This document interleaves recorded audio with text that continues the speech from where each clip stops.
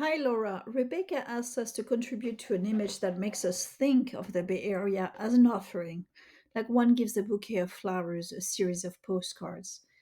I thought that it was a nice idea, and here's my take on this.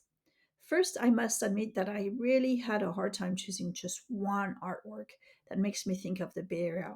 So I ended up choosing two artworks of a very different nature.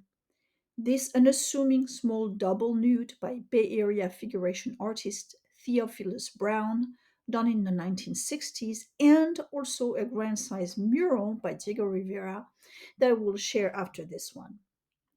First, this artwork belongs to an artistic movement all our own, as it emerged entirely here. Second, this simple but exquisitely fluid and loose gouache painting is a feast for the eyes. Between the savvily chosen colors, the purposeful lack of definition, the painterly brushstrokes, with yet spot on proportions, all giving a sense of a relaxed, lazy afternoon. Additionally, this painting, however simple it may seem, has a lot of rich historical information to unpack. We see two men together and nude, not posed, but at ease in nonchalant positions, open and vulnerable to the gaze. This suggests a sense of sweet, intimate companionship, and in fact, it may also be a same sex couple. Furthermore, depicting two men of mixed cultural background together, one black and the other white, reveals how the Bay Area was quite progressive in the 1960s. For instance, Fort Ord was the first integrated military housing in the United States. So, this artwork, on one hand, reminds me of how San Francisco was a welcoming place for many young men who received the so called blue ticket discharge.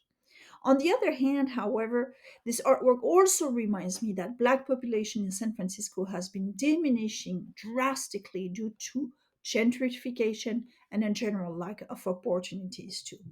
So to me, this artwork speaks of the Bay Area history, and it also makes me reflect about the present too. In my capacity as an art history teacher, I know that now more than ever, it is important to speak about the contributions and representation of artists of color as a means to empower all our students. Let's check out the next artwork.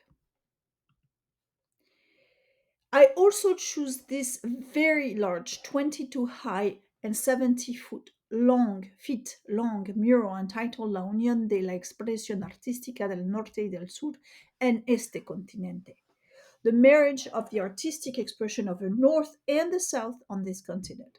For short, it is called the Pan American Mural. It was created during the Golden Gate International Exposition on Treasure Island in the San Francisco Bay in 1940 and was a centerpiece of art in action where fairgoers could watch Diego Rivera and his crew work on the mural. For me, it speaks of the Bay Area because of the various local depicted there and the fact that the mural exists in San Francisco, a city entwined with both Diego Rivera and Frida Kahlo, where he created various other murals and ultimately remarried with Frida here in San Francisco in her city hall.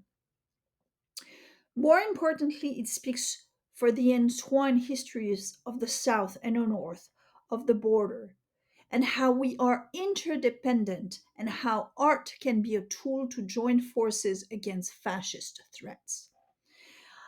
I hope that you will come and see the mural once it is fully installed at San Francisco Museum of Modern Art and enjoy your retirement, Laura. Take care.